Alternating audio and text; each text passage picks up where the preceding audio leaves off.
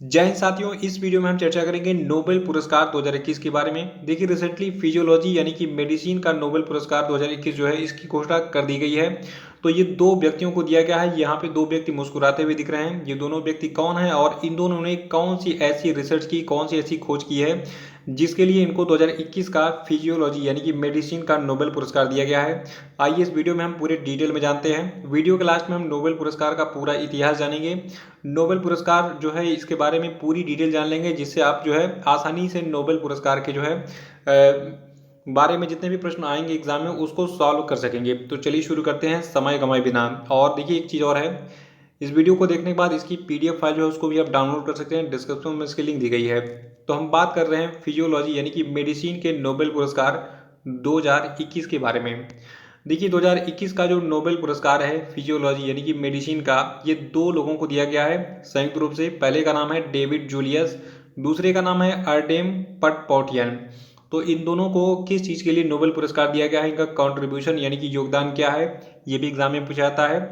तो देखिए, इन दोनों को जो है तापमान और स्पर्श के लिए रिसेप्टर्स की खोज के लिए जो है जो फिजियोलॉजी यानी कि मेडिसिन का नोबेल पुरस्कार है ये दिया गया है। इसको याद रखेंगे तो आपका एक नंबर किसी का बाप भी नहीं छीन सकता है। ठीक है, याद रखिएगा, डेविड जूलियस और अर्डेम पटपौटियन को 2021 का फिजियोलॉजी यानी कि मेडिसिन का नोबेल पुरस्कार दिया गया है तापमान और स्पर्श के लिए रिसेप्टर्स की खोज के लिए। देखिए, इनका जो ये तापमान और स्पर्श के लिए जो रिसेप्टर्स का खोज है, तो इन सफल खोजों ने गहन शोध गतिविधियों को शुरू किया, जिससे हमारी समझ में अब तेजी से वृद्धि हुई कि हमारा जो तंत्रिका तंत्र है ये गर्मी, ठंडी और यांत्रिक उत्तेजनाओं को कैसे महसूस करता है। तो आइए थोड़ा सा हम डिटेल में जानते हैं डेविड जूलियस और अर्डेम पटपौटियन के रिसर्च के बारे में। क्या इन्होंने खोज किया और किस चीज़ का यूज किया। देखिए, यहाँ पे एक एक लाइन में दो दो तीन तीन प्रश्न छिपे हुए हैं। ठीक है, ध्यान सुनिएगा। देखिए, जो आपके डेविड जूलियस हैं, तो ये कैलिफोर्निया विश्वविद्यालय के एक रिसर्चर हैं। और डेविड जूलियस जो है, इन्होंने गर्मी के प्रति प्रतिक्रिया करने वाली त्वचा के तंत्रिका तंत्र में एक सेंसर की पहचान करने के लिए मिर्च यानी कि जो चिली होती है जो घर में यूज करते हैं, तो मिर्चे से जो है एक तीखा यौगिक निकाला, इसका नाम है कैप्साइसिन। ठीक है, तो इसका उपयोग किया जो कि जलन पैदा करता है। और इन्हें जो है cDNA जीन मिला जो कि ऐसा आयन चैनल बनाता था जिससे पहले कभी खोजा नहीं गया था। ये आयन चैनल ऐसे तापमान पर एक्टिवेट हो जाता था जिसे दर्द के बारे में माना गया हो। ठीक है, तो इसको याद रखिएगा। देखिए, जो आप मिर्चा खाते हैं, आपने देखा होगा मिर्चा खाते हैं तो आपको तीखापन जीभ पे महसूस होता है। तो ये जो है कैप्साइसिन नाम का एक पदार्थ होता है, यौगिक होता है। तो उसी की उपस्थिति के कारण जो है ये जलन पैदा होती है, जीभ में तीखापन महसूस होता है। तो इसी पदार्थ का यूज़ किया था डेविड जूलियस ने अपने रिसर्च में। ये चीज़ याद रखेंगे इस यौगिक का नाम, तो आपको एक नंबर और मिल जाएगा। और जो आपके अर्डेम पटपौटियन, इनके बारे में जान लीजिए। देखिए, अर्डेन ने जो है PIEZO1 और PIEZO2 नाम के दो मैकेनिकल सेंसर की खोज की है। और ये पाया है कि ये जो आपके सेंसर्स हैं, ठीक है, ये स्पर्श को पहचानने के लिए अहम होते हैं। यानी कि ये जो दो सेंसर्स हैं, ये दोनों जो है स्पर्श को यानी कि किसी चीज़ को आप छू रहे हैं तो उसको पहचानने के लिए बहुत ज़रूरी होते हैं। इनमें जो सबसे इम्पॉर्टेंट होता है जो ये होता है PIEZO2। देखिए, दोनों की खोज ने स्पर्श के एहसास और सर्दी गर्मी की समझ के पीछे के रहस्य को दुनिया के सामने लाकर रख दिया है। और ये हमारे महसूस करने और किसी चीज़ को पहचानने और उसे इंटरेक्ट करने की क्षमता के लिए बेहद अहम है।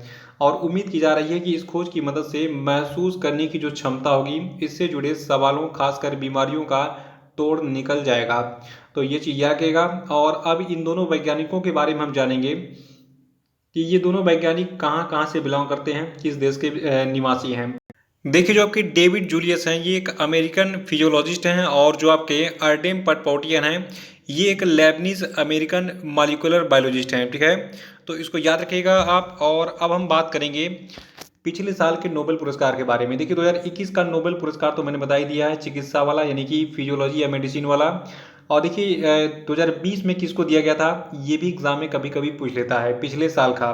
तो देखिए, पिछले साल यानी कि 2020 में ये जो पुरस्कार है फिजियोलॉजी यानी कि मेडिसिन का, ये पुरस्कार हार्वे अल्टर, माइकल हॉन्गटन और चार्ल्स राइट को संयुक्त रूप से दिया गया था। और इन तीनों वैज्ञानिकों ने मिलकर हेपेटाइटिस सी वायरस की खोज की थी। तो पिछले साल के विनर का नाम भी मैंने बता दिया है। और अब नोबेल पुरस्कार की बात कर लेते हैं। नोबेल पुरस्कार क्यों दिया जाता है, किसकी याद में दिया जाता है। देखिए नोबेल पुरस्कार जो है, ये पुरस्कार 1901 से नोबेल फाउंडेशन के द्वारा स्वीडन के वैज्ञानिक अल्फ्रेड नोबेल की याद में दिया जाता है। ये दुनिया का सर्वोच्च सम्मान है और ये हर साल चिकित्सा, भौतिकी, रसायन, साहित्य और शांति के साथ साथ अर्थशास्त्र के क्षेत्र में दिया जाता है। तो चिकित्सा यानी कि फिजियोलॉजी यानी कि मेडिसिन का जो नोबेल पुरस्कार है, इसकी घोषणा हो चुकी है। आगे जितने भी नोबेल पुरस्कारों की घोषणा होगी मैं डिटेल में आपको बताता रहूँगा, तो बने रहिएगा चैनल पे। और आपको बता दूं नोबेल पुरस्कार के बारे में सबसे खास बात यह है कि ये केवल जीवित लोगों को ही दिया जाता है, यानी कि मृत लोग को नहीं दिया जाता है नोबेल पुरस्कार।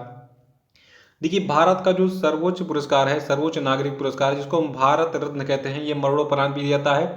लेकिन नोबेल पुरस्कार में ऐसी कोई प्रथा नहीं है। नोबेल पुरस्कार केवल जीवित लोगों को ही दिया जाता है और जितने भी विजेता होते हैं उनको 10 दिसंबर को अल्फ्रेड नोबेल की पुण्यतिथि पर स्वीडन में सम्मानित किया जाता है।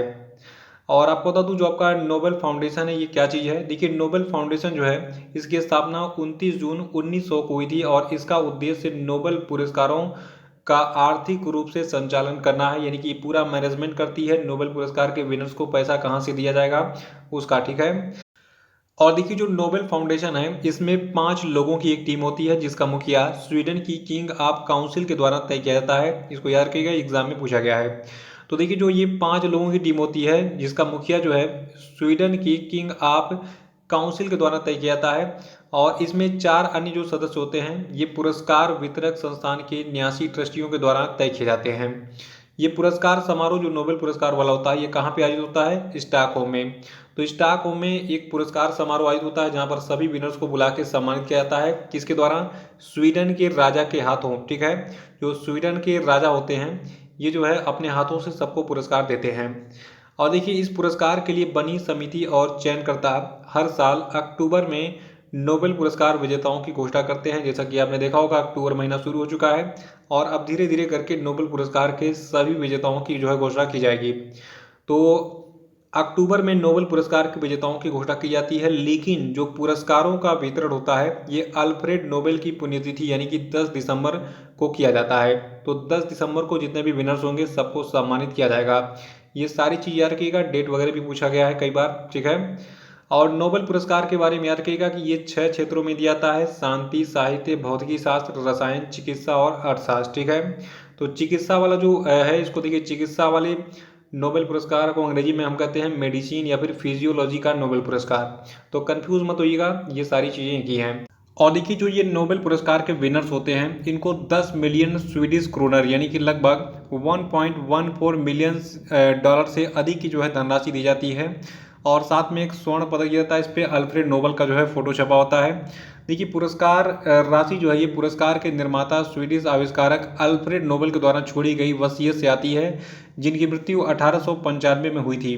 देखिए जो अल्फ्रेड नोबेल, इन्होंने डायनामाइट की खोज की थी, आपको पता ही होगा, ठीक है। तो जो अब इसके बाद के पुरस्कार होंगे भौतिकी, रसायन और साहित्य, ठीक है, और अर्थशास्त्र और शांति का, तो ये मैं आपको आगे की वीडियो में बताऊंगा। इसके लिए आपको चैनल को सब्सक्राइब करना है और वेट करना है, जब भी घोषणा होगी तुरंत मैं वीडियो बना के डाल दूंगा।